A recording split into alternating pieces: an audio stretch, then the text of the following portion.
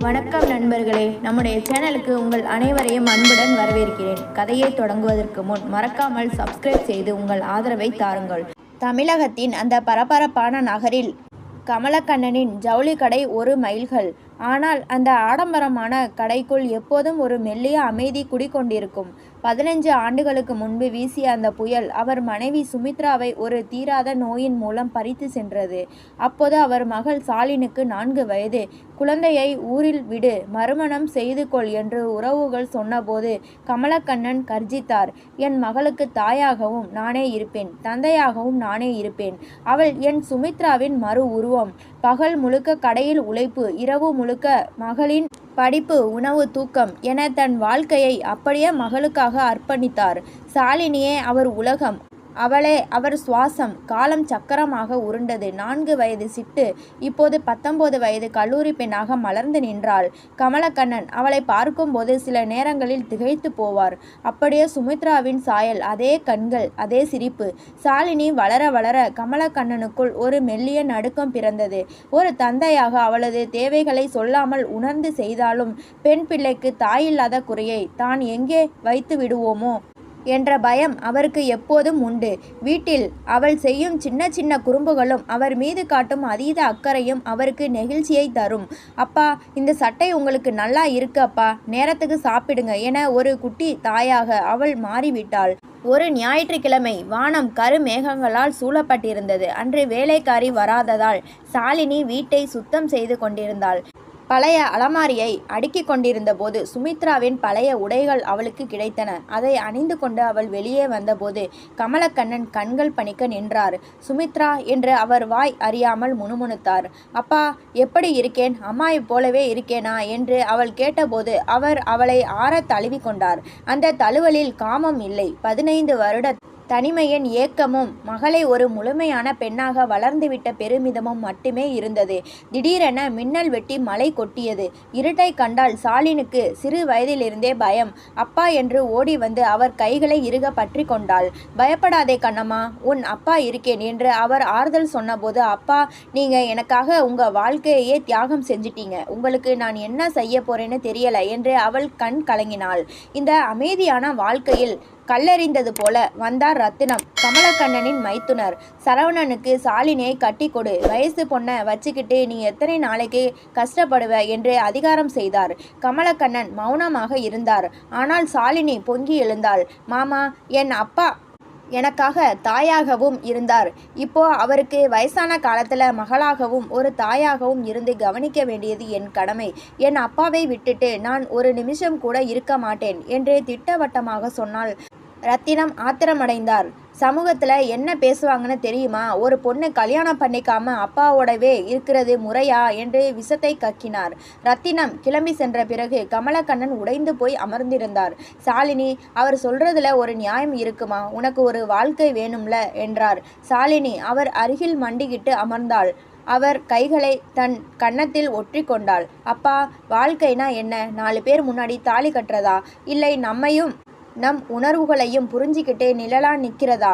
நீங்க எனக்கு தந்தை மட்டும் இல்லை, என் தெய்வம். உங்களை விட்டுட்டு போற சொர்க்கத்தை விட உங்க கூட இருக்கிற இந்த நரகம் எனக்கு போதும். கமலக்கண்ணனின் கண்ணீர் அவள் கைகளில் விழுந்தது. அன்று இரவு அவர்கள் இருவரும் அமர்ந்து நீண்ட நேரம் பேசி கொண்டிருந்தனர். பழைய கதைகள், அம்மாவின் நினைவுகள் என அந்த வீடு பாசத்தால் நிறைந்திருந்தது. சமூகம் சொல்லும் கல்யாணம், குடும்பம் என்ற வரையறைகளை தாண்டி ஒரு தந்தைக்கும் மகளுக்கும் இடையிலான அந்த உன்னதமான அன்பு அங்கே வென்றது. சாலினி தன் தந்தைக்கு ஒரு தாயாக மாறி பணிவிடைகள் செய்ய கமலக்கண்ணன் தன் மகளின் வெற்றியிலும் சந்தோஷத்திலும் தன் மீதி வாழ்நாளை கழிக்க உறுதி பூண்டார். அந்த பெரிய வீட்டில் மழையின் சத்தத்திற்கு இடையே ஒரு புனிதமான பாச பிணைப்பு நிசப்தமாக நிலை பெற்றது. பெற்ற தந்தை தாயும் ஆவான், பிள்ளையவள் தோழியாவாள். காலங்கள் கடந்தாலும் இந்த காதல் மாறாது. ரத்தினம் சும்மா இருக்கவில்லை. ஊர் பெரியவர்களையும் சில உறவினர்களையும் திரட்டி கொண்டு மீண்டும் கமலக்கண்ணன் வீட்டிற்கு வந்தார். ஒரு இளம்பெண் திருமணமே செய்து கொள்ளாமல் தன் தந்தையோடு இருப்பது ஊர் கண்ணுக்கு தவறாக தெரியும். கமலக்கண்ணன், உன் மகளின் எதிர்காலத்தை நீயே சிதைக்காதே என்று பொதுப்படையாக பேசினார். கமலக்கண்ணன் கலங்கினார். அண்ணே, அவள் என் உயிர், அவளுடைய விருப்பம் இல்லாமல் நான் எப்படி வற்புறுத்துவது என்றார். ரத்தினம் ஏளன ஏளனமாக சிரித்து, அவளுக்கு என்ன தெரியும், நீதான் அவளை தவறாக வளர்க்கிறாய் என்றார். இந்த வார்த்தை கமலக்கண்ணனின் இதயத்தை ஈட்டியாக தைத்தது. மகளுக்காக தன் வாழ்வையே கொடுத்த அவருக்கு இது மிகப்பெரிய அவமானம். உறவினர்களின் பேச்சால் கமலக்கண்ணன் சாப்பிடாமல் படுத்திருப்பதை சரியாக கவனித்தாள் சாலினி. அவர் அருகில் சென்று அவர் கைகளை பற்றி கொண்டாள். அப்பா, இவர்களுக்காகவா அழுகிறீர்கள்? 15 வருடம் நாம் தனியாக இருந்தபோது வராதவர்கள் இப்போது ஏன் வருகிறார்கள் என்று தெரியுமா? உங்கள் கடமையையும் சொத்தையும் அடைய அவர்களுக்கு இருக்கும் ஒரே வழி என்னை சரவணனுக்கு கட்டி கொடுப்பதுதான். கமலக்கண்ணன் நிமிர்ந்து பார்த்தார்.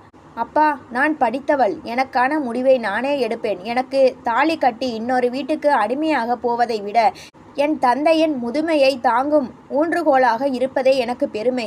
இனி இவர்களை பற்றி கவலைப்படாதீர்கள் என்று தைரியம் சொன்னாள். நேரடியாக பேசி பலிக்கவில்லை என்றதும் ரத்தினம் கமலக்கண்ணனின் ஜவுளி கடையை சிதைக்க தொடங்கினார். கடையின் சரக்கு வியாபாரிகளிடம் பேசி புது ஸ்டாக் வராமல் தடுத்தார். கடையின் வாடிக்கையாளர்களிடம் தவறான வதந்திகளை பரப்பினார். வியாபாரம் மந்தமானதும் கமலக்கண்ணன் சோர்ந்து போனார். சாலினி, கடை நஷ்டத்தில் போகிறது. ரத்தினம் அண்ணன் எல்லாவற்றையும் முடக்கிவிட்டார். இப்போது என்ன செய்வது என்று கேட்டார். சாலினி பதற்றப்படாமல், அப்பா, இது டிஜிட்டல் உலகம். நீங்கள் கடைக்கு வர வேண்டாம், நான் பார்த்து கொள்கிறேன் என்றாள். சாலினி தன் கல்லூரி தோழிகளின் உதவியுடன் கடையின் துணிகளை ஆன்லைனில் விற்க தொடங்கினாள். கமலக்கண்ணன் சில்க்ஸ் பாரம்பரியத்தின் அடையாளம் என்ற பெயரில் அவள் உருவாக்கிய இணையதளம் வைரலானது. நேரில் வந்த வாடிக்கையாளர்களை விட ஆன்லைனில் ஆர்டர்கள் குவியத் தொடங்கின. கடையின் வருமானம் முன்பை விட பல மடங்கு அதிகரித்தது.